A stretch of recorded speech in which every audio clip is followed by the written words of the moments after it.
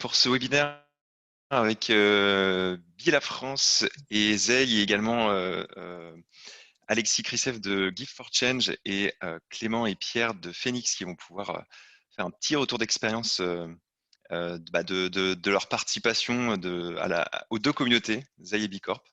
Donc ce sera intéressant d'avoir leur retour là-dessus. On est vraiment très très content de vous accueillir. Je suis vraiment très content de vous accueillir parce que vous êtes très nombreux à vous être inscrits à ce webinaire. On a eu plus de 250 personnes. Donc, il y en a probablement qui vont encore arriver au fil de l'eau. Je suis Valentin Bouteiller, donc je suis directeur développement et impact chez Zey. Et alors aujourd'hui, ce webinaire, il s'intitule Pourquoi et comment déployer sa démarche d'impact avec Bicorp et Zey. Vous l'avez probablement vu sur les réseaux sociaux. On a annoncé un partenariat entre nos deux entités, tout simplement parce que aujourd'hui, on partage les mêmes valeurs, la même philosophie, la même ambition de pousser l'impact le plus loin possible en France. Il faut rappeler que les enjeux auxquels aujourd'hui on est confronté sont juste énormes et on propose du coup nos deux entités proposent des solutions qui permettent aux entreprises de progresser, de passer à l'action et du coup de s'aligner en fait avec ces enjeux. Donc c'est ça qu'on souhaite porter comme message, c'est parce qu'on pense que on sera forcément plus fort en mettant nos forces en commun plutôt qu'être les uns contre les autres. Et on a aussi souhaité faire en sorte que ce soit une introduction à l'impact. Donc on va revenir un petit peu sur les fondamentaux pendant cette heure-là, présenter nos deux entités et comment on peut du coup vous aider à passer à l'action. Et après, on a Alexis du coup de Give for Change et Clément et Pierre de Phoenix qui vont pouvoir nous faire un petit retour d'expérience sur leur participation aux deux communautés. Si vous avez des questions, n'hésitez pas à les ajouter dans le chat, donc en cliquant sur converser, il me semble. Alors, c'est peut-être un peu Oui, différent c'est en ça, fonction de. exactement. Alors, salut, moi, du coup, je me présente. Je suis Laure, du coup, je suis responsable de la communication chez Zen. Aujourd'hui, je serai la gardienne du temps et je répondrai à toutes vos questions en, fait, en transférant du coup au conférencier. Donc, n'hésitez pas à soit convertir dans le fil, soit du coup poser dans le petit onglet questions-réponses. Je vais regarder les deux. Donc voilà, on répondra aux questions au fil de l'eau quand c'est possible d'y répondre, ou alors on attendra du coup la fin. Merci. Voilà, merci Laure. Alors pour les intervenants aujourd'hui, je vais être accompagné de Climène du Bila France. Climène, je te laisse te présenter. C'est peut-être effectivement mieux que tu prennes la parole.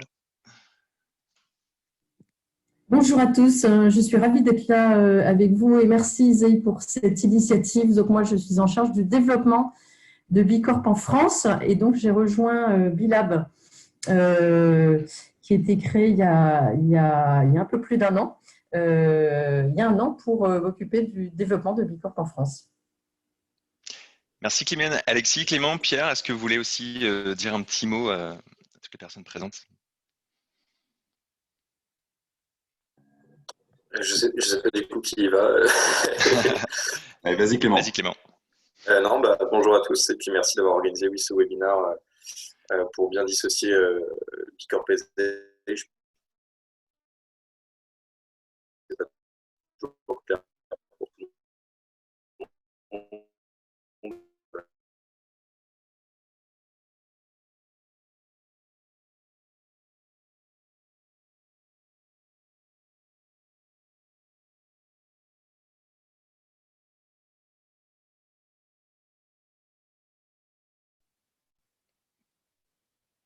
Alexis, est-ce que tu nous entends? Voilà, je vais ouvrir mon micro. Bonjour à toutes et à tous. Je commence. Je suis Alexis Christophe, le fondateur de deux entreprises sociales. L'une qui s'appelle Hatch, qui fait du conseil en stratégie RSE et qui accompagne notamment des entreprises dans des démarches de certification. Et l'autre qui s'appelle Gifts for Change, qui fait ce qu'on appelle de l'engagement par l'objet, c'est-à-dire qu'on réinvente un peu le rôle de l'objet promotionnel, du cadeau d'affaires pour en faire un levier d'engagement, un levier philanthropique pour les entreprises et en particulier pour les retailers, les distributeurs. Voilà. Merci Alexis. Et Pierre, tu veux dire un petit mot? Ouais, merci déjà pour avoir organisé ce webinaire. Donc, je suis Pierre, je suis responsable du pôle études et conseils chez Phoenix. Phoenix, pour ceux qui ne connaissent pas, c'est une entreprise qui a pour ambition de bâtir un monde sans gaspillage. Et au sein du pôle études et conseils, on accompagne notamment les acteurs privés et publics dans leur transition vers l'économie circulaire. Et j'ai une autre casquette du coup chez Phoenix, c'est d'avoir mis en place la certification, enfin avoir obtenu la certification Bicorp. Et donc voilà, je suis un peu en charge aussi de ce sujet-là, donc je pourrais apporter en complément de Clément un avis un peu technique sur les complémentarités entre les deux solutions. Merci à tous pour cette présentation. Alors, je vous propose qu'on passe direct au vif du sujet. Alors, cette présentation elle a été construite de telle sorte à faire vraiment une introduction assez rapide sur pourquoi aujourd'hui finalement c'est important de s'engager lorsqu'on est une entreprise. Ensuite, on vous présentera la communauté et les solutions Bicorp et Zei qui ont leurs différences mais qui sont aussi complémentaires sur différents aspects, qui potentiellement s'adressent à des entités qui ne sont pas au même niveau de maturité. Et on pourra aussi ensuite avoir ce retour d'expérience d'Alexis, de Pierre et de Clément. Donc n'hésitez pas si vous avez des questions à les ajouter dans le chat pour qu'on puisse les passer en revue avant de se quitter. Alors pourquoi s'engager? Première chose que je voudrais quand même, sur lesquelles je voudrais revenir, c'est que, comme je disais en introduction, aujourd'hui, on est confronté à des enjeux environnementaux et sociétaux qui sont vraiment énormes.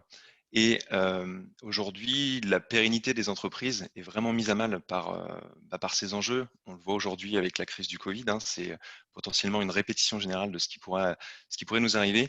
Donc il y a déjà un point important qui est que si on veut s'engager, pourquoi il est important de s'engager? Tout simplement pour gagner en résilience face à ces enjeux-là, parce qu'on n'aura pas le choix que de s'adapter face à toutes les problématiques qui vont pouvoir émerger dans les années à venir. Là, je vais revenir sur 3 points qui sont plutôt liés en fait à des problématiques opérationnelles que rencontrent les entreprises. C'est aussi important de pouvoir palper en fait ce que ça peut nous apporter en tant qu'entreprise au-delà de cet aspect de résilience, le passage à l'action sur les thématiques environnementales et sociétales. Et c'est ça qu'on souhaitait effectivement mettre en avant aujourd'hui. Alors le premier point, c'est gagner de nouveaux clients. Alors là, je vous ai mis deux chiffres qui me semblent vraiment très intéressants en dessous. Le premier, 43% de la réputation d'une entreprise relève de la dimension RSE. Alors pour ceux qui ne savent pas, la RSE, c'est la responsabilité sociétale des entreprises. On parle aussi de plus en plus d'impact, même si l'impact va un tout petit peu plus loin que la RSE, puisque la RSE, on va être surtout sur des actions liées à l'interne. On va essayer de limiter ces externalités négatives. Et l'impact, on va aller un peu plus loin en essayant de développer de nouveaux services, de nouveaux produits qui peuvent avoir un impact positif sur la société ou sur l'environnement. Donc ce chiffre, il vient d'une étude du Reputation Institute. Et ce qui est assez intéressant derrière ce chiffre-là, donc ça montre déjà que la thématique d'impact en fait est très importante dans l'image, dans la réputation que les entreprises ont. Et c'est un chiffre qui est aussi plus élevé en France que dans d'autres pays. Ce qui veut potentiellement dire qu'en France, on est plus sensible à ces sujets-là. Donc si vous avez une activité sur le marché français, c'est intéressant de garder ça en tête parce que ça peut faire vraiment la différence sur vos marchés respectifs. Le deuxième chiffre, 80% des consommateurs ont déjà changé leurs habitudes pour consommer plus responsable. Donc ça, c'est un chiffre qui provient d'une étude qui est réalisée de manière assez régulière par l'ADEME et Greenflex et qui montre en fait que chaque année, ce chiffre est en constante augmentation. Vous l'avez probablement aussi remarqué au cours des dernières années, on a pu voir que les messages sur les thématiques environnementales en particulier ont été décuplés, que la conscience sur les enjeux a aussi augmenté. Et ça induit aujourd'hui un changement de comportement de la part des consommateurs. C'est aussi vrai quand on a une activité qui est plus orientée B2B. Alors, par exemple, je peux vous faire un retour d'expérience sur le sujet, mais auparavant, avant de rejoindre Zei, je travaillais au département des achats responsables de Saint-Gobain. Et Saint-Gobain étant un grand groupe qui est aujourd'hui contraint par ce qu'on appelle la loi sur le devoir de vigilance, il y a des actions que les grandes entreprises en fait, doivent mettre en place pour réduire les risques dans leur chaîne d'approvisionnement.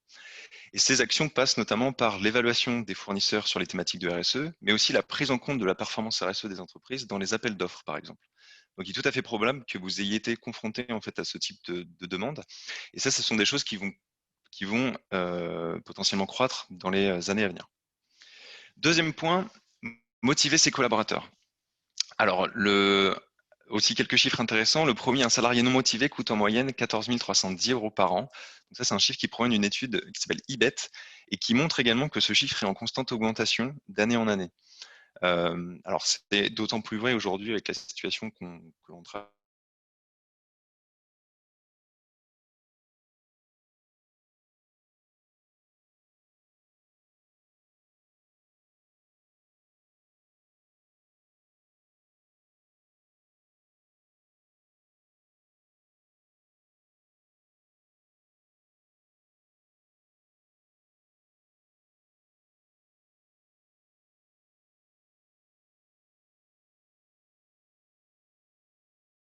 Donc ça, vous avez probablement vu récemment des mouvements se lancer, en particulier par les jeunes. On a tous en tête, par exemple, le manifeste pour un rappel écologique. C'est typiquement quelque chose qui est représentatif d'une jeunesse qui aujourd'hui n'a plus envie de travailler dans des entreprises qui sont perçues comme n'ayant pas d'impact positif ou qui ne s'engagent pas forcément suffisamment sur ces sujets. Et donc, c'est à mettre en parallèle avec votre volonté, vous, de recruter des jeunes qui, par leur capacité d'innovation, par leur dynamisme, vont pouvoir contribuer aussi à votre développement. Donc, la RSE, l'engagement peut aussi être un très, très bon levier pour se distinguer lorsque vous êtes dans une phase de recrutement. En bref, alors ça, c'est un chiffre que nous, on utilise très souvent quand on présente ces sujets. Valentin, L'engagement sur les thématiques. Oui. Une question du coup Oui. de Valérie qui nous demande si ces reviens. chiffres concernent tous les types d'entreprises, grands groupes, TPE, PME. Si ces chiffres concernent toutes les entreprises, peu Tous les importe types l'entreprise. d'entreprises, grands groupes, TPE, PME, ou est-ce que c'est vraiment spécifique à... Alors, il n'y a pas de, à ma connaissance, il n'y a pas de spécificité aujourd'hui sur est-ce que ça concerne plus les grands groupes ou les petites entreprises. Par exemple, sur la partie recrutement, vous voyez, il y a une étude du hub de BPI France qui a montré récemment que 80% des TPE et PME ont des difficultés à recruter en France. Alors, ça peut être lié à différents aspects, hein. Ça peut être lié au fait que le bassin d'emploi n'est pas forcément le plus exhaustif, plus complet possible. C'est potentiellement lié au fait que on a des postes aujourd'hui qui demandent de plus en plus de compétences. Mais aujourd'hui, en fait, c'est quelque chose qui est relativement partagé dans toute la société. Il y a des choses qui sont aussi intéressantes. Alors, d'ailleurs, là, qui concernent plutôt les grands groupes.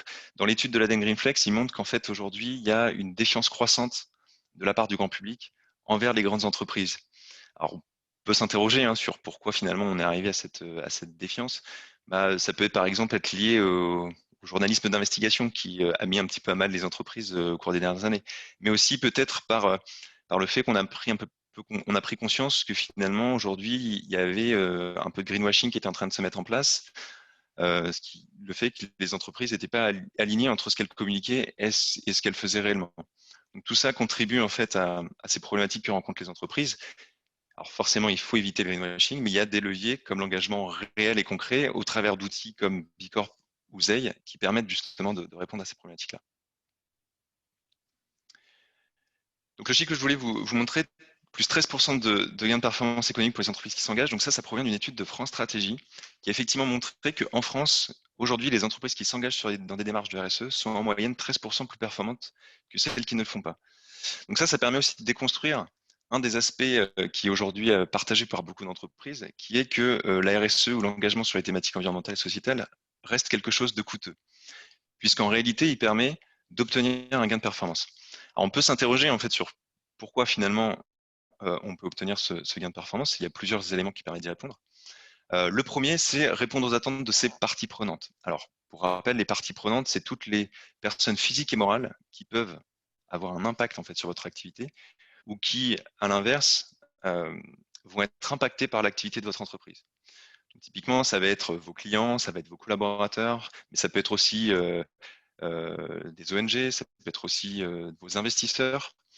D'ailleurs, sur les investisseurs, aujourd'hui, il y a un aspect qui est en train de se développer et qui est croissant, qui est la finance durable. Il y a de nouvelles réglementations européennes qui ont émergé récemment, qui vont imposer aux investisseurs justement d'être plus stricts dans l'évaluation des entreprises de leur portefeuille sur les thématiques environnementales et sociétales. Donc ça, si par exemple vous êtes dans une phase de recherche de fonds, que ce soit aujourd'hui ou dans les mois à venir, sachez que ça va être des éléments que les entreprises, que vos investisseurs vont regarder. Donc plus vous passez à l'action rapidement sur ces sujets, plus vous êtes en mesure de répondre à leurs attentes. Deuxième point, se différencier de la concurrence. Alors ça va dépendre effectivement du marché sur lequel vous êtes, mais aujourd'hui, on est dans des marchés où il y a une concurrence qui est potentiellement exacerbée, où les leviers traditionnels pour se différencier sont de plus en plus difficiles à exploiter. Et c'est typiquement là que l'engagement sur les thématiques environnementales et sociétales peut faire la différence. Si vous êtes sur des marchés, par exemple, avec de la concurrence qui vient de l'étranger, qui qui va miser en fait son introduction sur le marché sur des politiques de bas coût, vous pouvez très clairement vous différencier sur vos engagements parce qu'aujourd'hui, c'est des messages auxquels les consommateurs français ou vos clients en France vont être sensibles. Donc ça, c'est aussi à garder en tête. Améliorer sa productivité, alors là, c'est effectivement lié directement à l'engagement des collaborateurs et à leur motivation. Innover, ça c'est un point important. Mais pour innover, il faut qu'effectivement l'engagement soit communiqué, que les objectifs soient communiqués en interne pour que chacun de vos collaborateurs puisse prendre en compte en fait, ces éléments-là dans leur fonction. Pendant trop longtemps, en fait, la RSE est restée quelque chose de très descendant avec des départements RSE qui diffusaient quelques actions au sein de l'entreprise et les collaborateurs ne savaient pas forcément quelles actions étaient mises en place et quels étaient les objectifs qui avaient été fixés. Or, si on a une RSE qui est transversale, qui est partagée en interne et qui est que tout le monde s'approprie, des personnes qui vont être en charge, par exemple, du design ou de la R&D vont pouvoir aussi intégrer ces éléments pour créer de nouveaux produits et de nouveaux services et potentiellement vous permettre de vous différencier et de créer un surplus de performance. Accroître ses marges. Alors potentiellement, quand on aujourd'hui commercialise des produits qui sont considérés comme étant, par exemple, éco-responsables, on peut potentiellement les vendre plus cher, ce qui contribue aussi à ce surplus de performance. Faire des économies, donc ça c'est aussi un point important qui rejoint ce que je disais sur le fait que quand on s'engage sur les thématiques de RSE, c'est pas forcément quelque chose de coûteux. Par exemple, très souvent, quand on va passer à l'action sur ces sujets, on va commencer sur ce qui permet de faire des économies. Ça va être par exemple agir sur l'énergie, agir sur l'eau, agir sur ses matières premières, ce qui permet également d'accroître ses marges. Et prévenir et limiter les risques, en tant qu'entreprise, on est potentiellement soumis à plein de risques différents, des risques juridiques, des risques économiques. Quand vous mettez en place des actions sur ces thématiques, vous pouvez limiter les risques et du coup être plus résilient dans le temps. Alors pour la petite information, ce surplus de performance, c'est une moyenne. L'étude montrait qu'en fait, ça peut aller de 4 à 20% en fonction du secteur d'activité. Donc sachez qu'il y a aussi des différences sectorielles. Climène, peut-être que tu veux rebondir par rapport à ce que j'ai pu dire sur ces 2 slides, avant qu'on passe justement à la présentation de Bicorp. J'imagine que ça ferait une bonne transition.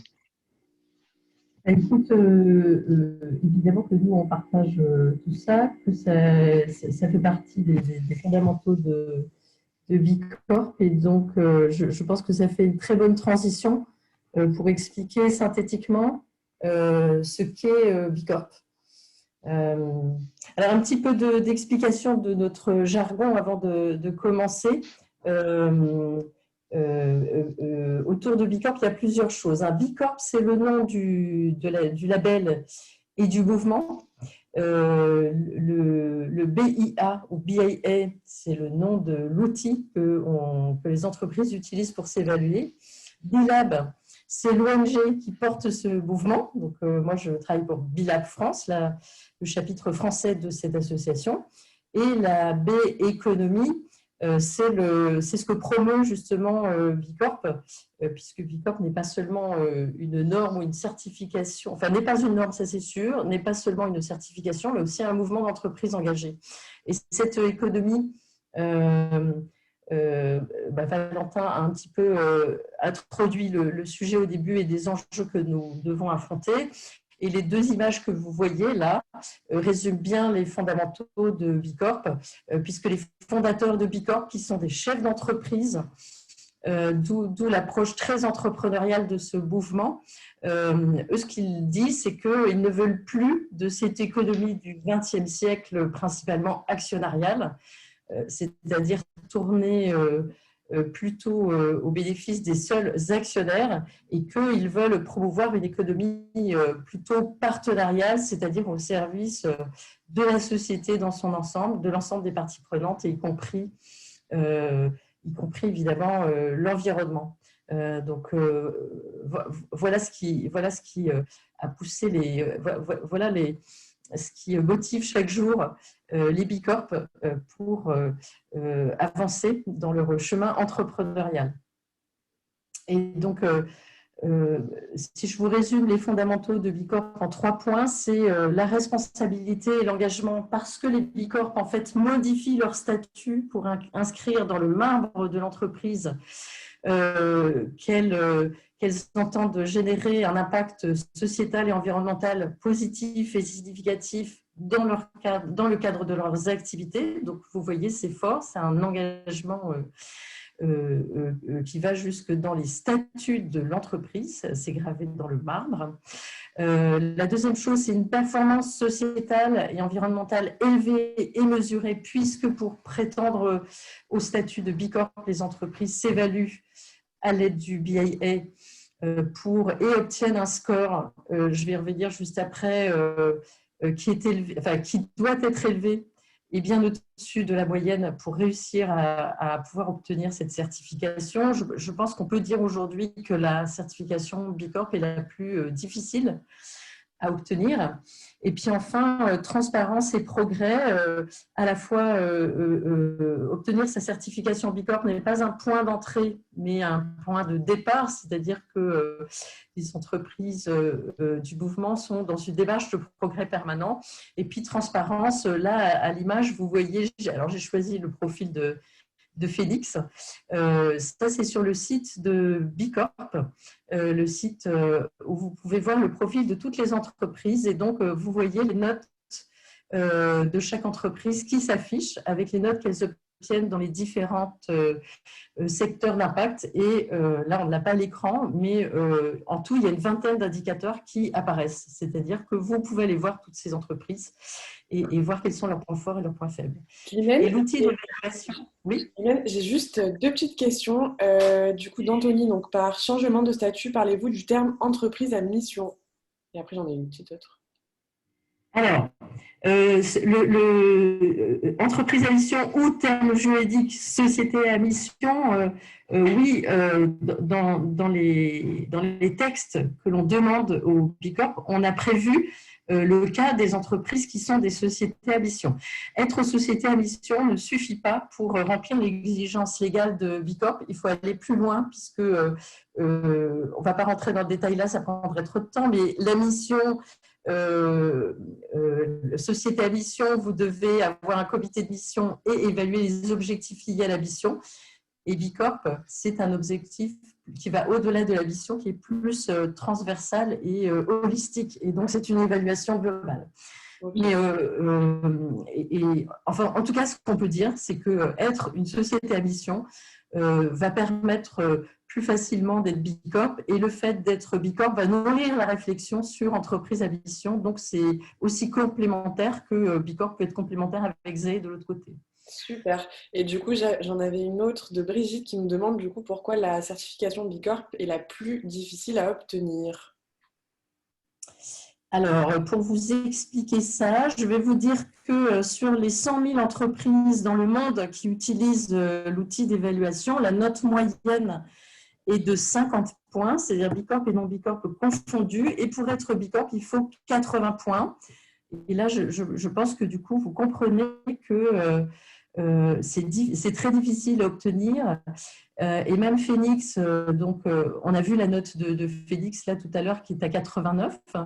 Le chemin de progression est infini, il est exigeant, et donc c'est pour ça que, enfin, c'est surtout la comparaison par rapport à la note moyenne qui montre la difficulté à obtenir cette certification B Corp. Ok, super clair. J'ai deux petites questions rapidement et après on continue sur la présentation d'Élise et de Julien. Qui nous disent donc est-ce que du coup la certification B Corp permet d'obtenir le statut juridique de société à mission, et à l'inverse, s'il n'est pas inscrit dans les statuts, peut-on obtenir le label? Alors, le fait d'être société à mission, attendez, oui, non, le fait d'être B Corp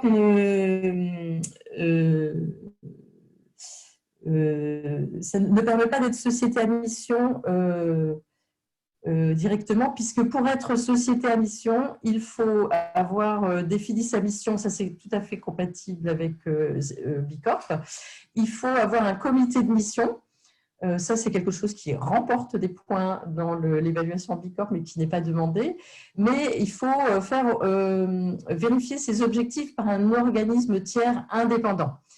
Et donc, BILAB n'est pas considéré comme organisme tiers indépendant. Donc, pour être société à mission, il faut enfin une entreprise qui est Bicorp et qui veut être également société à mission doit bien définir son comité de mission, et va faire vérifier ses objectifs par un organisme tiers indépendant tous les 2 ans, me semble-t-il. Donc, c'est pas tout à fait l'un ne suffit pas pour être l'autre et inversement. Et puis, j'ai déjà oublié la deuxième question. Non, mais je pense que c'était, voilà, ça y répond. Donc, merci beaucoup. Et pour terminer, du coup, et cet outil d'évaluation, juste vous montrer comment il fonctionne. Donc, cet outil d'évaluation comprend une partie notée, une partie non notée. Donc, la partie non notée, je ne m'y attarde pas. C'est le questionnaire de divulgation, mais qui permet de vérifier que l'entreprise ne présente pas de risque. Et la partie notée, l'outil d'évaluation, pour faire le lien après avec ZEI, cet outil est organisé selon 5 domaines d'impact. Ça, c'est assez classique dans toutes les évaluations. Ce qui est plus intéressant, c'est le fait que transversalement à ces domaines d'impact, l'outil d'évaluation va poser 2 types de questions. Les questions liées à l'activité opérationnelle de l'entreprise, c'est-à-dire comment est-ce qu'elle fonctionne au quotidien. Et moi, j'ai envie de dire, c'est un peu la politique RSE traditionnelle de l'entreprise. Mais là où le questionnaire devient très intéressant, c'est qu'il aborde aussi le sujet des impacts, des modèles d'affaires à impact de l'entreprise. C'est-à-dire, finalement, qu'est-ce qui fait la différence? Qu'est-ce qui fait que l'entreprise peut dire qu'elle contribue à l'intérêt général? Et ça, cette distinction de questions est vraiment intéressante parce que autant sur la partie des questions opérationnelles, on reste sur quelque chose d'assez classique que vous allez retrouver dans toutes les normes et dans toutes les certifications, autant sur la partie modèle d'affaires impact, là vraiment, on cherche à savoir comment l'entreprise, soit via son offre de produits ou de services, soit via la façon dont elle est structurée, eh bien, va contribuer à l'intérêt général. Et donc, c'est ce qui fait tout l'intérêt de la richesse de ce questionnaire et qui fait que ça va nourrir effectivement la réflexion de l'entreprise à mission. Alors après, ce questionnaire, il est extrêmement détaillé. Parfois, il peut sembler un peu effrayant quand on l'ouvre la première fois parce qu'il est extrêmement complet. C'est un 360 degrés sur l'entreprise. Et peut-être que là, c'est le moment justement de repasser la parole à Valentin pour qu'il explique par rapport à justement cette approche très globale et très holistique, comment ZEI apporte une réponse complémentaire pour les entreprises qui ont envie de s'engager, de s'évaluer et surtout, enfin moi je trouve que ce qui est important, le message qu'il faut passer, c'est soyons humbles. Une entreprise ne peut pas être parfaite depuis le début. Ce qui est important, c'est de se mettre dans cette démarche de progrès et chercher tous les outils possibles et inimaginables pour s'améliorer. Merci Climène.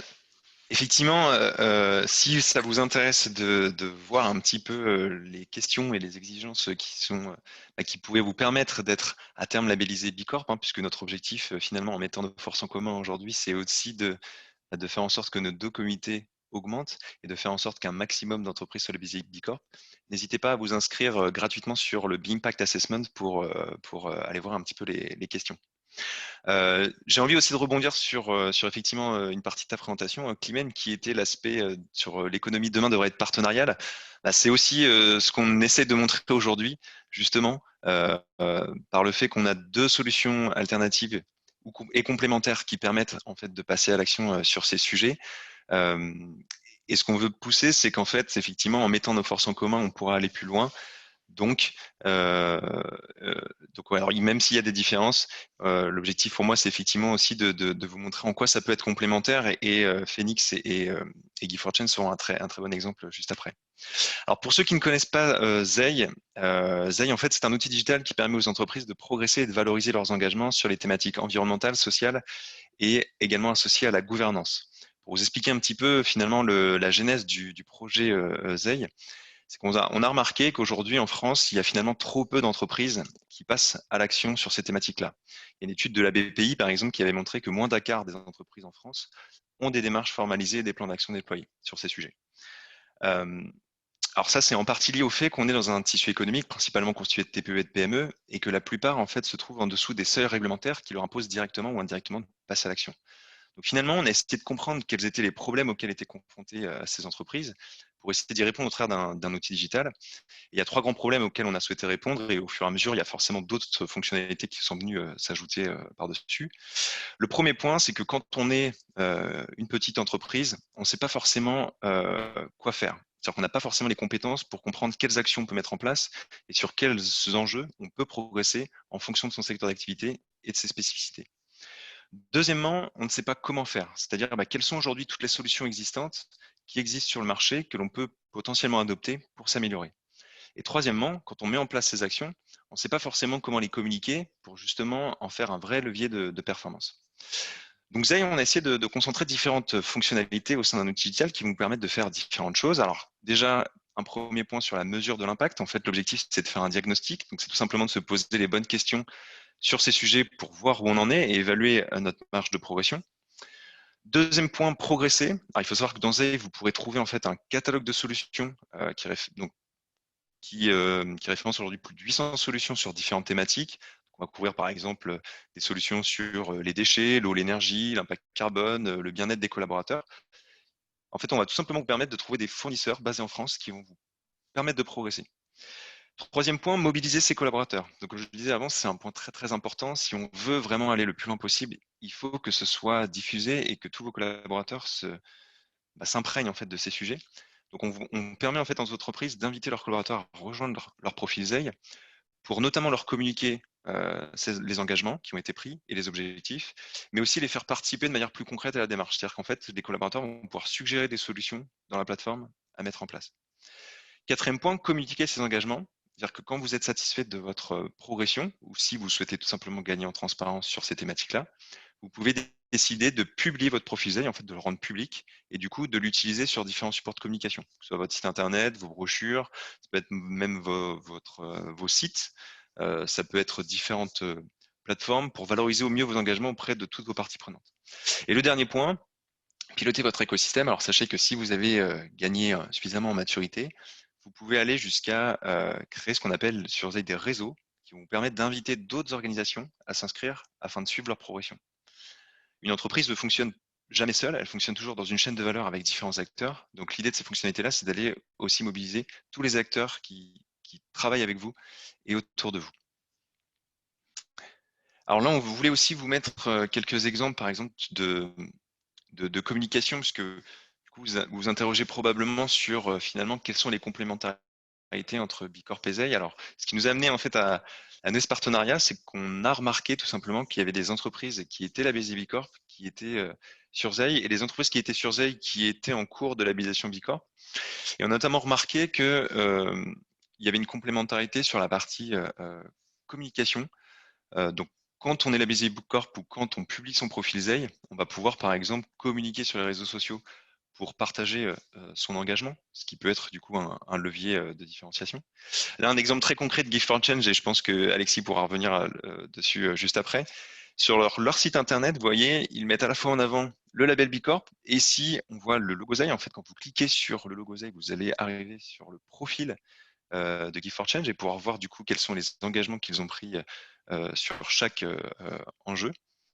Et un autre exemple là, de Viridis et Siliez, qui eux vont en fait tout simplement mettre en avant ces engagements dans leur signature d'email. Donc là, avec un rapport d'impact et le fait qu'ils sont labellisés Bicorp, et ici un renvoi vers le profil. Donc il y a vraiment une complémentarité entre les deux solutions pour justement communiquer ces engagements auprès de ces parties prenantes. Valentin, j'ai juste une petite question de Oui. Catherine qui nous demande du coup combien d'entreprises sont Zay sont sur Zay. Alors aujourd'hui, sur Zay, on comptabilise plus de 2100 entreprises. Et ce que l'on observe, et on est très, très heureux de ça, c'est qu'il y a une augmentation du nombre d'inscriptions chaque mois. On est aujourd'hui à plus d'une centaine d'inscriptions tous les mois, ce qui fait qu'on voit qu'un peu la mayonnaise est en train de prendre, et ce qu'on espère, c'est bien sûr pouvoir être en mesure d'accompagner un maximum d'entreprises sur ces sujets. En France, il y a plusieurs centaines de milliers d'entreprises, donc le travail est immense. Et donc, si on arrive à fournir un outil qui est suffisamment automatisé, qui va leur permettre de prendre en main ces sujets sans forcément passer par des formations ou passer par des des outils ou des choses qui peuvent être complexes à mettre en place, on aura un petit peu réussi notre pari. Et l'idée, c'est qu'aussi, nous, vous savez, on est un petit peu un intermédiaire finalement entre une entreprise qui commencerait et une entreprise qui souhaiterait être labellisée B Corp. Donc, si vous vous inscrivez sur Zey et que vous progressez et que vous avez atteint un certain niveau de maturité, bah là, on pourrait effectivement faire le nécessaire pour vous amener vers la labellisation B Corp qui, elle aussi, apporte beaucoup d'avantages, notamment sur le partage de bonnes pratiques. Et ça, je pense que Alexis, tu pourras aussi, Alexis et Clément et Pierre, vous allez aussi pouvoir en parler. Alors, j'ai juste deux petites questions. Donc, Valérie, très concrètement, Oui, qui me demande quel type d'entreprise sont sur Zey. Et après, donc j'enchaîne, tu répondras au fur et à mesure. Et Jeanne qui me demande si les pistes d'action proposées sont des initiatives françaises ou est-ce qu'il y a des pistes aussi d'action internationales. Et est-ce que Zey propose des pistes d'action ciblées en fonction de la taille et le secteur de l'entreprise. Donc, je pense que ça se répond entre Valérie et Jeanne. Donc, je te laisse reprendre la d'accord. parole. Alors, en fait, sur Zey, quand vous allez vous inscrire, en fait, on va vous demander différentes informations, votre secteur d'activité, votre taille en nombre de salariés, et on va également vous poser quelques questions pour comprendre vos spécificités. Par exemple, est-ce que vous commercialisez tel type de produit? Est-ce que vous avez des usines? Est-ce que vous avez des véhicules, etc., etc. En fait, toutes ces informations-là vont être utilisées pour construire vos 3 tableaux de bord sur l'environnement social et la gouvernance. Donc, il y a déjà en fait un premier fil qui se fait avec un tableau de bord, un questionnaire finalement, qui va s'adapter en fonction de votre entité. Aujourd'hui, sur Zey, on a principalement des PME, des petites entreprises, mais on a plusieurs projets avec des grands groupes et c'est une partie qu'on est en train de développer. Mais sachez aussi, par exemple, qu'on a développé le premier référentiel d'impact dédié aux freelances. Il faut savoir qu'aujourd'hui, il n'y a pas de référentiel sur ces sujets pour les freelances. Et nous, on a travaillé avec un comité qui s'appelle un collectif qui s'appelle We Act for Earth pour justement définir le premier référentiel d'impact lié aux freelance. Donc, même si vous êtes une toute petite entreprise, vous pouvez aussi vous inscrire sur Zey pour progresser sur ces sujets. Et en fait, l'enjeu, c'est d'aller mobiliser un maximum d'entreprises. Vous voyez, par exemple, les freelances, il y a 800 000 freelances aujourd'hui en France. Bah, si on arrive à faire en sorte que eux, individuellement, changent leurs pratiques, on va potentiellement être en mesure de changer les pratiques de beaucoup d'autres acteurs. Donc c'est ça qu'on va essayer d'aller chercher au travers de ces solutions-là. Et sur les solutions, du coup, sur leur localisation, alors aujourd'hui, on est principalement en France. On a quelques solutions qui sont basées en Suisse et en Belgique, mais on prévoit effectivement de pouvoir commencer notre internationalisation. Hein. C'est un des enjeux importants pour notre développement d'ici la fin de l'année, début d'année prochaine.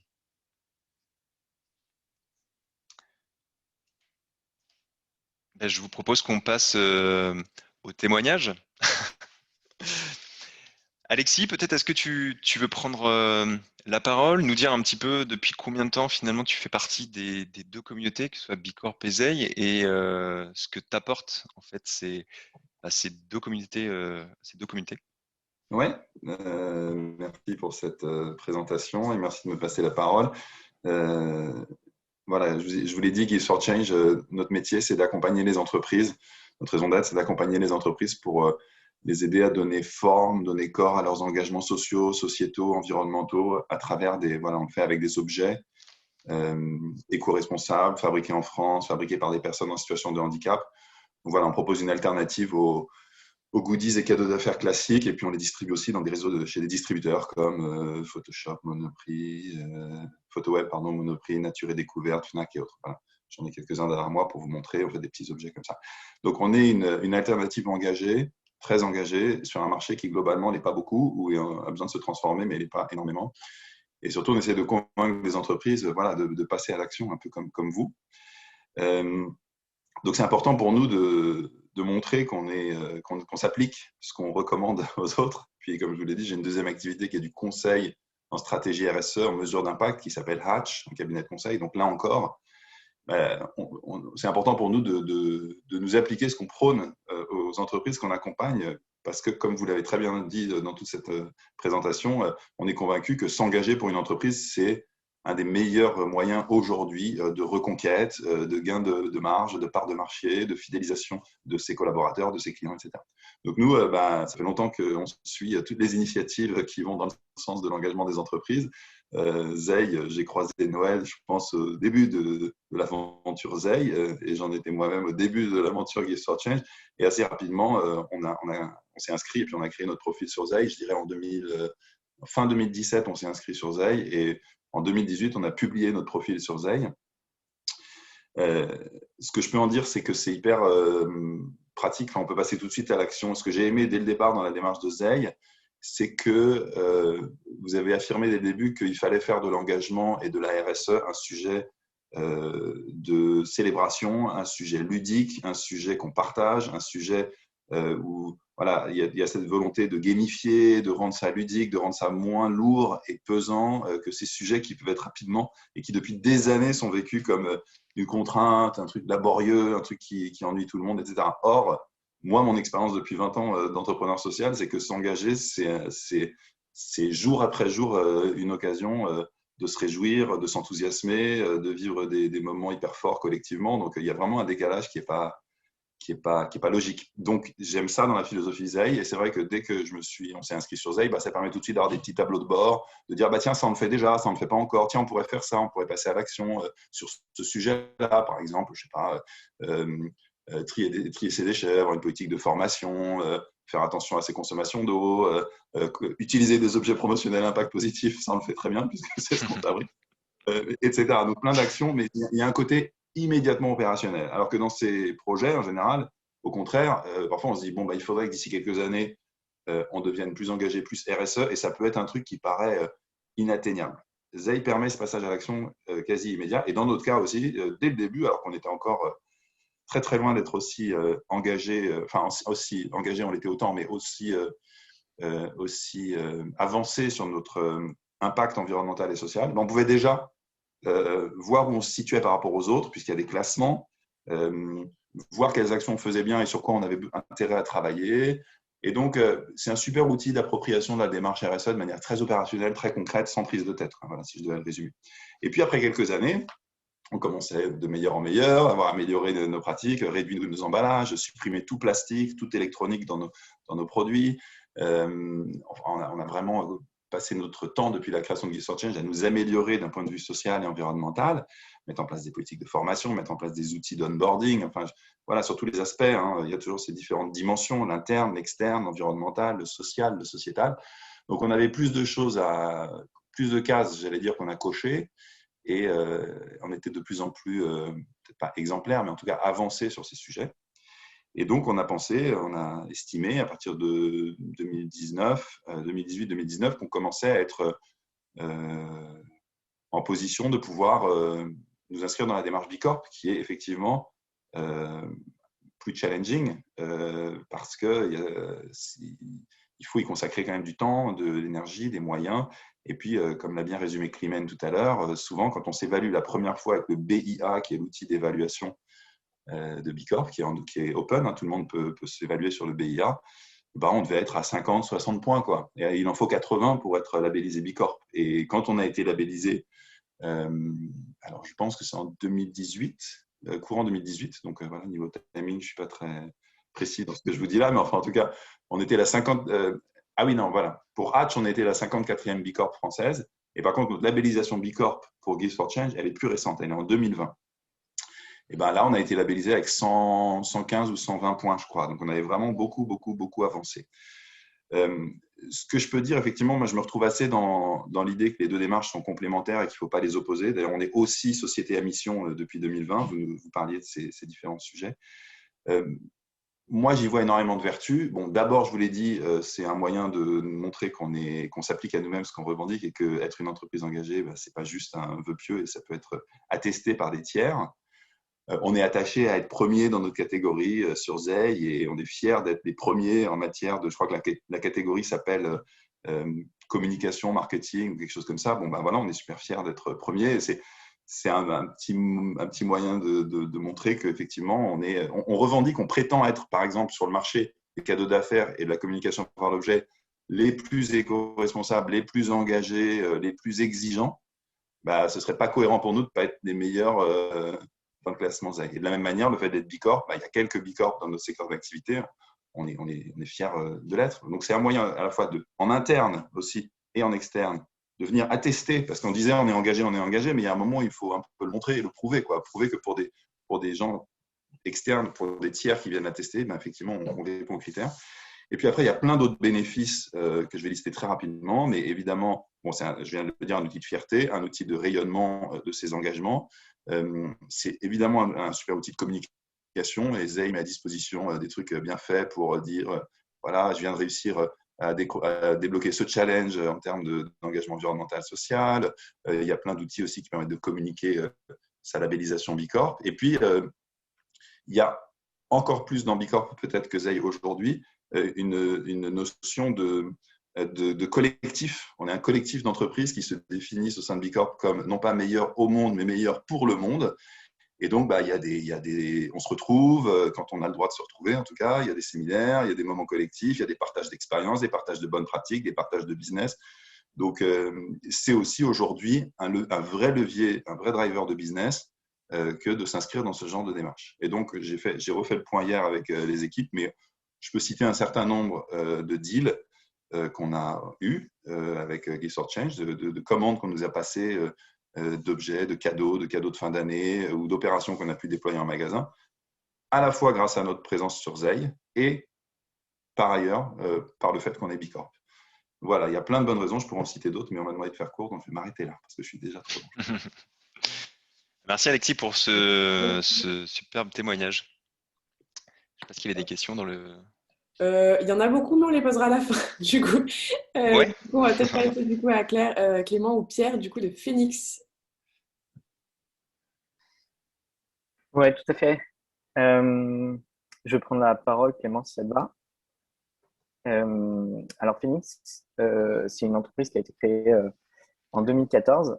Et comme je l'ai dit en introduction, on a une mission, c'est de participer à l'économie circulaire et de faire en sorte que nos partenaires, nos clients, puissent mettre en place des solutions pour qu'aucun produit ne devienne un déchet. On est déterminé du coup à bâtir un monde sans gaspillage, dans lequel ce concept de déchet n'a plus sa place. Et pour cela, on va développer un certain nombre de solutions opérationnelles pour éviter la poubelle. Ça va être la facilitation du don des invendus aux associations, la revente de ces invendus à petit prix sur notre application mobile, le conseil pour la mesure et la prévention de toutes les pertes et gaspillages. Voilà, on a des solutions qui s'adaptent en fait à chaque problématique rencontrée par les acteurs. Et notre credo, c'est en fait pour que chaque invendu puisse trouver une deuxième vie, il faut qu'on sache le mettre entre les bonnes mains et donc rien n'est perdu. Donc, cet ADN chez Phoenix, il est clairement en faveur d'avoir un impact positif. Et donc, pour nous, il était assez naturel de s'engager dans ces démarches de certification. On a commencé par Bicorp, où très tôt, dès 2017, on s'était du coup intéressé à ce référentiel d'excellence pour moi. Pas seulement pour le label, en fait. La labellisation, c'était un peu la cerise sur le gâteau, ce qui nous intéressait. C'était de construire une stratégie RSE complète et ultra ambitieuse. Et comme l'a dit Clément très justement, je pense que c'est le label le plus ambitieux, le plus complet, le plus exigeant qui existe en matière de RSE. Et donc, c'était ce référentiel qui nous intéressait pour pouvoir se dire, voilà, quel est l'ensemble des cases qu'on peut arriver à cocher pour être les plus exemplaires sur ces sujets-là. Moi, ça fait 10 ans que je suis dans le conseil en stratégie RSE et j'ai une philosophie, c'est qu'aujourd'hui, les principaux défis des directions RSE concernent un changement de paradigme. Et aujourd'hui, l'entreprise se doit de faire partie de la solution plutôt que du problème. Il y a quelques années, on était plutôt sur des stratégies défensives avec une obligation de transparence, notamment sur les moyens engagés pour adresser différentes problématiques qui sont concernées par la RSE. Et aujourd'hui, pour moi, mais pour beaucoup, je pense, on est dans une stratégie positive où on doit démontrer l'impact positif de nos activités et non plus les moyens, mais les résultats des différents engagements RSE. Et pour moi, du coup, c'était très intéressant de s'engager dans cette démarche Bicorp, de s'évaluer sur le référentiel.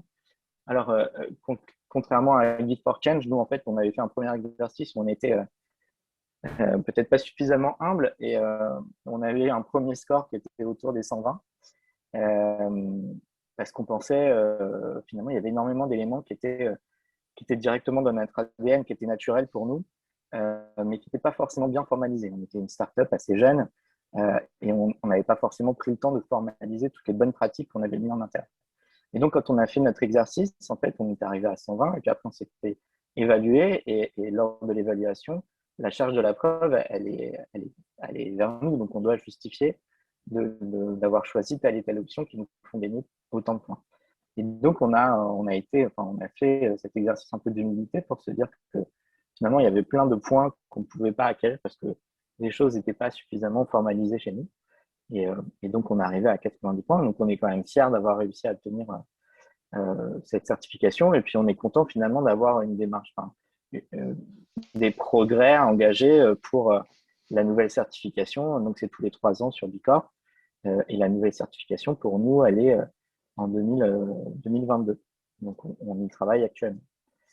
Alors, l'intérêt de la complémentarité, si je poursuis un peu dans les questions, c'est justement peut-être cet aspect un peu statistique ou binaire qu'on va retrouver dans la certification Bicorp. Après, il y a toute une communauté aussi qui nous aide à agir et à démontrer notre impact et à progresser. Mais voilà, c'est-à-dire on a ou on n'a pas le label et puis après, on a un niveau avec cette note qui nous permet de dire à quel point on en est. La plateforme Zei, on est plutôt sur une approche dynamique avec du coup un chemin de progrès qui est assez clair. On sait où on n'est pas encore au top, où on sait qu'est-ce qu'on peut arriver à mettre en place comme solution. Et puis, comme toute plateforme, en fait, ça a l'intérêt aussi de pouvoir s'alimenter au fur et à mesure de toutes les nouvelles solutions qui peuvent apparaître sur le marché pour répondre à des problématiques RSE. C'est-à-dire que c'est pas figé.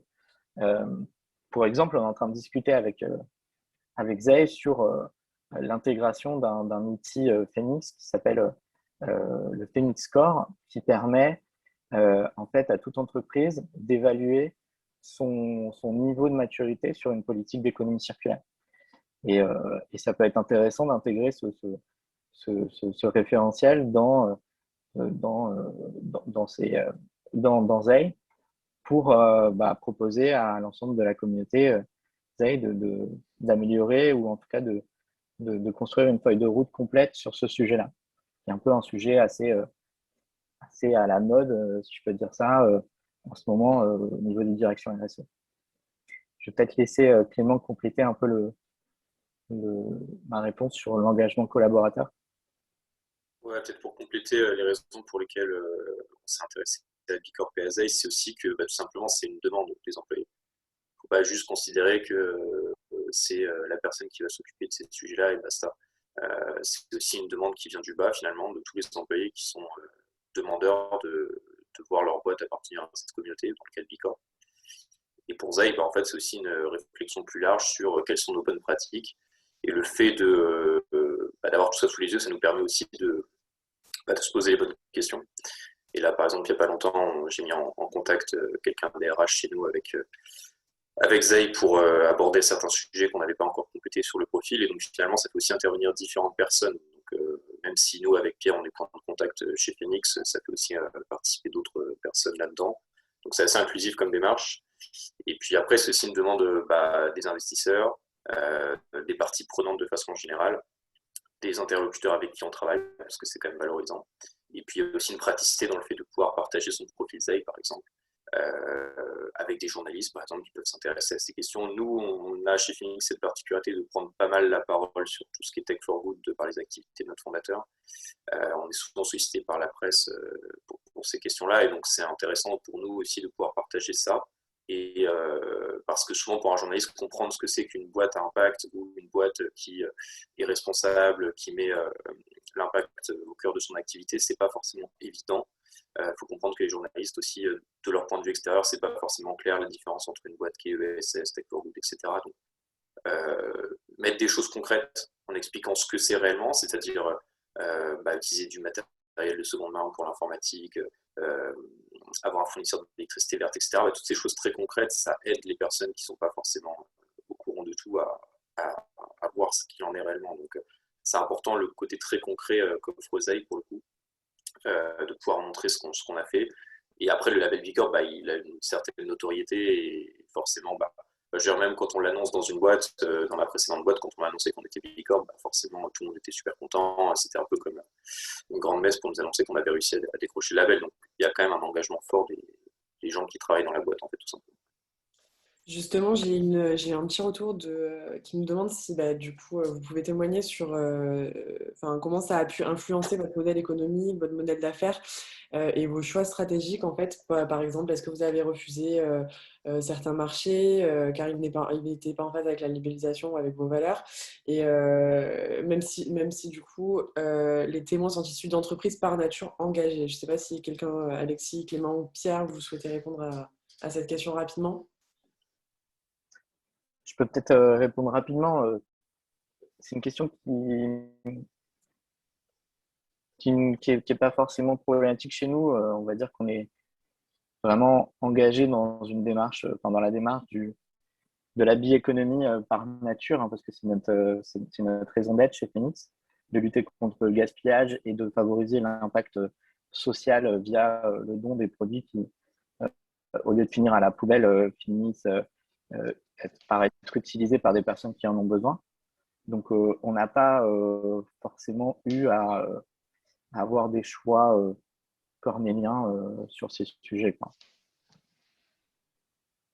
Ouais, moi, en 2 mots, ce que je peux dire, c'est que c'est. J'ai coupé quelqu'un? Non, pardon. En 2 mots, ce que je peux dire, c'est que c'est pas tant le fait d'être labellisé Bicorp ou d'être sur ZEI qui fait que on va arbitrer de plus bosser pour telle ou telle personne. Enfin, et en plus, c'est pas trop notre philosophie. Bon, donc déjà, on est engagé depuis le début. Enfin, c'est philosophiquement, on est engagé. Le fait d'avoir ces labels et ces reconnaissances, encore une fois, c'est une manière de l'acter, de le rendre plus objectif, de se confronter à des gens qui viennent l'évaluer. Après, voilà, par nature, on a fait le choix d'être une voie extrêmement engagée sur un marché qui, comme je disais tout à l'heure, a besoin de le devenir davantage, donc de tracer une voie. Donc, on attire des gens, a priori, qui ont plutôt, justement, envie de s'engager. Donc, après, c'est vrai qu'on peut attirer des gens plus ou moins engagés, qui veulent s'engager. Nous, notre philosophie, c'est que toute entreprise a un rôle à jouer pour, entre guillemets, rendre le monde meilleur. Donc, on peut en débattre des heures, mais ça nous est quasiment jamais arrivé, ou très rarement, de dire « Ah non, on ne bosse pas avec telle boîte parce qu'ils ne sont pas assez engagés », parce que, justement, si on bossait qu'avec des gens engagés, on n'arriverait pas à changer le monde, entre guillemets. Ça ne sert à rien de rester que entre soi. Le but, c'est justement… Et ça, je trouve que les philosophies de ZEI, qui est très démocratique, très accessible, et puis après de Bicorp aussi, qui est ouvert à tous et à toutes, ça participe de cette philosophie. Et c'est aussi pour ça que nous, on aurait pu choisir plein d'autres labels, certifications, etc. Mais en ZEI et en Bicorp, on trouve une communauté de philosophie qui est… il faut mettre en place les conditions d'une convergence entre l'économie classique et l'économie sociale et solidaire. Il faut que tous ensemble, on contribue à la transformation de la société. Donc voilà, oui, le fait d'avoir mis en place ces choses-là, et en particulier la certification Bicorp, c'est un niveau d'exigence qui fait qu'on a dû tout formaliser, être plus rigoureux, montrer, mesurer, suivre notre impact. Désormais, on vient de communiquer les résultats de notre impact, etc.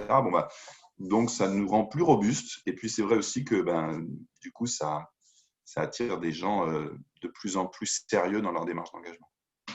Super, merci beaucoup. Je tiens à dire du coup que Noël et Climène ont répondu à pas mal de questions sur le chat, mais par contre j'en ai une du coup qui peut être pertinente, je pense, pour tout le monde. C'est de Camille qui nous pose la question de quelles sont les similitudes ou les différences sur les questionnaires de ZEI et de Bicorp et quel est l'intérêt d'une entreprise d'être sur les 2 plateformes.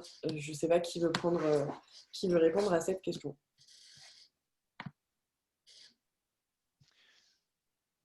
Si vous voulez, je peux prendre la parole, à moins que Clément, qui a eu l'occasion d'utiliser les 2 de manière assez approfondie, veut prendre la main. Alors, à vrai dire, c'est Pierre qui a fait l'inscription à Bicorp, pour être Ah, tout à ok. fait transparent. Tu peux y aller si tu veux et je compléterai éventuellement. Ouais, d'accord. Alors, en fait, sur les questionnaires, effectivement, il y a quelques différences. Sur le questionnaire Bicorp, on est vraiment sur un questionnaire qui est 360 degrés, qui va en fait aller chercher toutes les thématiques les plus importantes pour l'entreprise, alors peu importe son secteur d'activité, et qui va vraiment en fait sur chaque question essayer de donner en fait une mesure de l'engagement le plus élevé et aussi de lister un maximum de bonnes pratiques qui doivent être mis en place justement sur ces différents sujets. C'est-à-dire qu'en fait, sur le Bicorp, si vous voulez obtenir un maximum de points et du coup être labellisé, il faut vraiment tout cocher beaucoup, beaucoup de cases. Et par contre, il y a vraiment, c'est toujours intéressant, peu importe en fait le référentiel sur lequel vous évaluez, c'est toujours intéressant ce type d'exercice parce que ça vous permet vraiment de vous poser les bonnes questions. Et je pense qu'en fait, là, il y a un peu quelque chose de philosophique là-dedans, mais l'enjeu n'est pas tant d'être le meilleur dans son secteur ou d'être parfait, mais il est de se poser les bonnes questions finalement. Et à partir de ces questions, de se dire, bah voilà, ça c'est un élément sur lequel on n'est pas forcément très bon. Du coup, on va se fixer des objectifs et progresser. Du côté de Zei, on a plutôt une philosophie qui est orientée vers essayer de mettre des indicateurs qui sont le plus quantitatifs possible et aussi qui vont être plus spécifiques sur un secteur d'activité. Par exemple, si vous êtes dans le secteur du textile, vous allez avoir des indicateurs sur quel type de matière première vous utilisez, est-ce que vous avez des produits qui sont labellisés bio, etc., etc. Donc, c'est deux démarches finalement dans le questionnaire qui sont un peu différentes. Zei se pilote un petit peu aussi au jour le jour, c'est-à-dire qu'en fait, vous pouvez mettre à jour votre progression sur chaque indicateur. Mais l'idée, c'est de dire, voilà, si vous êtes bon sur Zei, vous avez potentiellement la possibilité de passer sur Bicorp pour aller encore plus loin. Et si vous êtes labellisé Bicorp et que vous êtes sur Zei, vous allez potentiellement être un exemple en fait pour les autres du secteur pour pouvoir montrer en fait quel type de bonnes pratiques vous mettez en place. Il y a aussi un côté très, très inspirationnel en fait qu'on cherche à avoir et ça rejoint ce que disait Alexis, c'est-à-dire qu'il faut pas forcément se fermer de porte, il faut par contre être dans l'accompagnement, d'être dans la pédagogie pour vraiment permettre à un maximum d'entreprises, peu importe leur niveau de maturité, de progresser. Et peu importe où on se situe, en fait, on peut toujours aller plus loin aussi. Donc c'est ça qu'il faut aller chercher. Et je pense que sur cet aspect, les deux plateformes sont assez complémentaires. Ouais. On a justement aussi une question sur la valorisation des engagements. J'en ai une du coup de Rosanne et aussi surtout une pardon, de Guillaume qui nous dit du coup la démarche est très B2B. Comment ces outils peuvent-ils être valorisés auprès du grand public et des consommateurs qui ne connaissent pas Zei et Bicorp? Climène Alors peut-être ouais, Climène peut-être.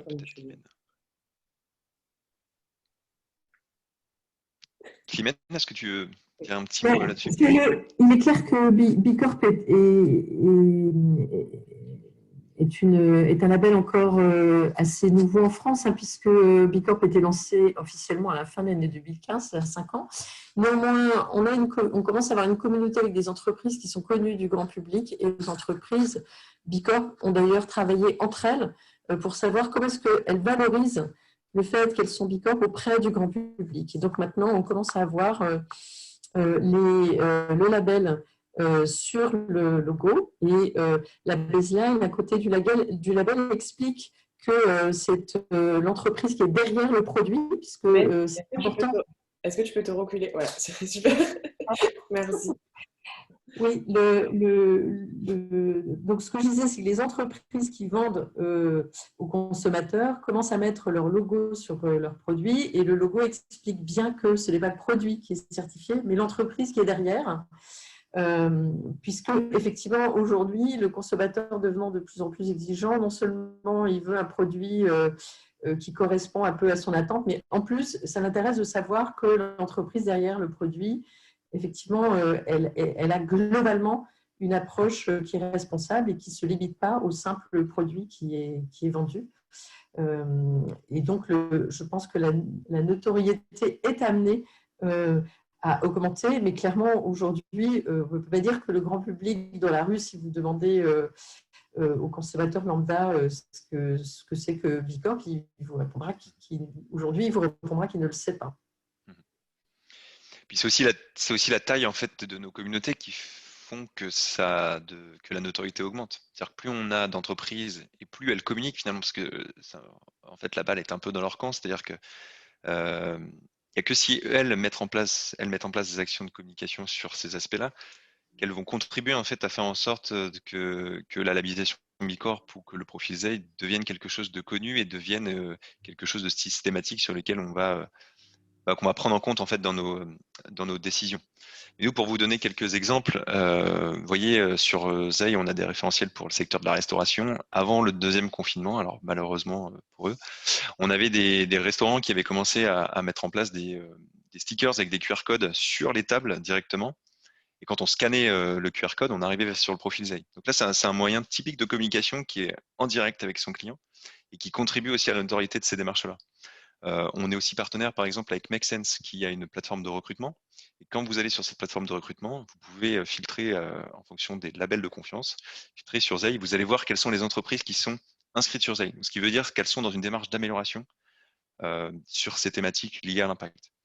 Et toutes ces petites actions, en fait, contribuent à augmenter la notoriété. Et on espère que, en faisant augmenter nos communautés, on réussira à terme à devenir des références qui vont vraiment changer les comportements d'achat justement des consommateurs ou des acteurs en B2B. Super. Alors, je vais poser rapidement les questions. Donc, j'ai une question de Carole plutôt pour Bicorp qui me demande si une association loi 1901 peut être labellisée Bicorp. Et j'en pose une deuxième comme ça, Clément, tu vas faire double réponse. Et bonjour, donc une filiale d'un groupe décentralisé peut-elle devenir Bicorp et quelles sont les conséquences pour le groupe? Donc, c'est Claire-Marie et Carole qui nous posent les questions. Alors, une association ne peut pas être certifiée Bicorp puisque Bicorp certifie des entreprises à but lucratif qui ont au moins 1 an d'opération. Et alors c'est difficile, je n'arrive pas à faire 2 choses à la fois. Les filiales, je suis là en aide. Pardon. Les filiales de grandes entreprises de groupe peuvent se certifier selon des règles précises. Alors, on ne va pas rentrer dans le détail ici, mais pour donner un exemple, une filiale qui porte le même nom que sa maison mère ne va pas pouvoir se certifier indépendamment sans entraîner sa maison mère à terme dans une certification qui n'est pas forcément concomitante, mais qui va être induite, on va dire, dans les années qui suivent selon certaines règles. En fait, quand une entreprise présente la moindre complexité en termes de nombre de filiales, nombre de secteurs d'activité, de pays d'opération, on fait une petite préanalyse de la structure pour déterminer ce qui est possible de faire ou pas, parce qu'on ne veut pas qu'il y ait de confusion entre une filiale qui serait certifiée et sa mère qui ne le serait pas. Ok, super. Et j'en profite pour te poser une dernière question. Peut-on être labellisé Bicorp sans changer les statuts de l'entreprise? Et est-ce que le statut d'entreprise à mission est accessible pour une entreprise qui se crée?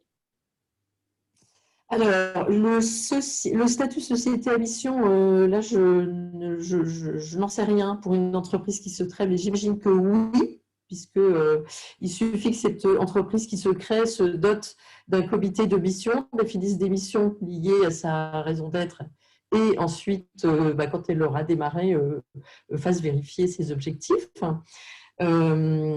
Oui, une entreprise, pour devenir Bicorp, doit modifier ses statuts, soit avant, et ça lui rapporte des points, soit, si elle ne souhaite pas le faire avant l'audit et d'être officiellement certifiée, elle a ensuite, à partir du jour où elle est certifiée, elle a 12 mois pour modifier ses statuts. Mais oui, à terme, la modification des statuts est absolument obligatoire pour devenir Bicorp. Ok, j'ai une question maintenant pour Valentin, du coup pour ZEI. Pardon, il y a beaucoup de questions. Du coup, c'est Kelly qui nous demande, qui nous dit: j'ai découvert ZEI il y a quelques semaines. À première vue, lors de mes recherches, j'avais pensé que l'un des bénéfices complémentaires de ZEI était que la plateforme est destinée autant aux consommateurs qu'à la communication B2B, par la possibilité de chercher des entreprises engagées par besoin, high-tech, meubles, etc. Pouvez-vous nous en dire plus? Merci d'avance. Bah, nous, effectivement, en fait, sur le côté transparence en fait, de Zeil et du fait qu'on puisse consulter les engagements de chaque entreprise et aussi les voir dans les classements, a pour objectif de faire en sorte que les consommateurs prennent en compte ces éléments-là. Ça, c'est le premier aspect. Le deuxième aspect, c'est effectivement de faire en sorte que quand on va chercher, je sais pas, acheter un produit dans un secteur donné, bah, que l'on puisse aller voir en fait dans les classements qui sont ceux qui ont le plus progressé, ce qui va permettre en fait potentiellement de faire découvrir de nouvelles entreprises au grand public. Parce qu'il y a aussi un enjeu, c'est que quand on, en tant que consommateur, on a une tendance à consommer très souvent dans les mêmes établissements, chez les mêmes marques. Et aujourd'hui, on a la chance en France d'être dans un écosystème qui est en train qui est très florissant sur ces sujets. Il y a beaucoup de petites entreprises qui se lancent, mais malheureusement, elles ne sont pas assez visibles. Donc, en faisant en sorte en fait qu'elles apparaissent dans le classement, c'est aussi une manière de les faire connaître et leur fournir un nouvel outil de communication pour justement se faire connaître. Et sur la partie B2B, alors c'est très intéressant parce que j'ai échangé justement avec une entreprise hier qui me disait qu'en fait, c'est une entreprise qui travaille avec des grands groupes notamment, qui disait qu'en fait, ils ont une connaissance qui est très faible en fait de toutes ces nouveautés, de toutes ces entreprises qui proposent des solutions qu'eux pourraient potentiellement adopter et du coup sur lesquelles ils pourraient s'appuyer aussi pour créer de nouveaux modèles. Et eux, leur rôle justement à cette entreprise, c'était de mettre en relation des grands groupes avec de nouveaux acteurs. Bah, finalement, en fait, au travers de nos classements, c'est aussi ce qu'on permet. C'est-à-dire qu'on va pouvoir voir dans un secteur plutôt orienté professionnel B2B, quelles sont les entreprises qui sont reconnues comme étant les plus avancées sur les thématiques liées à impact. On a aussi la partie catalogue qui est intéressante. Là, l'idée étant de mettre en relation nos utilisateurs avec des entreprises qui proposent des solutions. Et en fait, en apportant potentiellement des clients à ces fournisseurs de solutions, déjà, on accélère la mise en place des actions, mais en plus, on leur permet de se développer. Et donc, plus elles se développent, plus ils vont avoir un potentiel de toucher encore d'autres entreprises. Donc, il y a pas mal de leviers en fait, sur lesquels nous, on agit, je pense, tant d'un point de vue consommateur que d'un point de vue B2B. Top, merci Valentin. Alors, j'ai aussi une question de Jules qui nous disait bonjour, est-ce qu'il y a un réseau Zeil avec lequel nous pouvons interagir comme pour le réseau Bicorp? Alors, pas tout à fait, pas encore. En fait, aujourd'hui, on est en train de mettre en place différents éléments qui vont nous permettre d'animer justement cette communauté, notamment faire en sorte qu'on puisse proposer des webinaires ou on avait pour idée d'organiser quelques événements en physique avant la crise du Covid pour justement venir faire intervenir des experts avec lesquels on travaille sur certaines thématiques. Hein. L'idée, c'est aussi de pouvoir développer les consciences sur ces sujets. Donc ça, c'est des choses qu'on va commencer à mettre en place cette année, ce côté webinaire.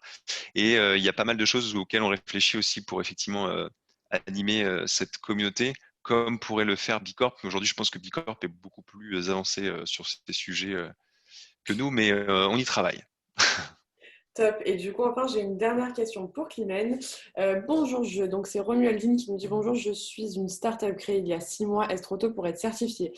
Dans une période de grosse croissance potentielle, de pivot, certains statuts sont contraignants, rigidifient la flexibilité, pardon.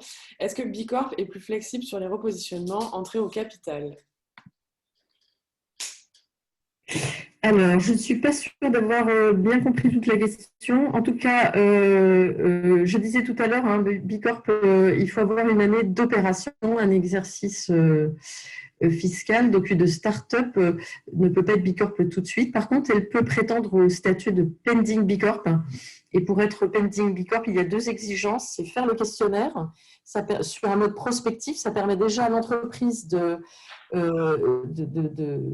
voir en revue toutes les pistes d'action qu'elle peut mettre en place pour structurer son entreprise dès le départ et procéder à la modification des statuts. Je ne trouve pas que la modification des statuts pour une entreprise soit contraignante puisque dans la modification des statuts, on écrit « La société entend générer un impact sociétal et environnemental positif et significatif dans le cadre de ses activités ».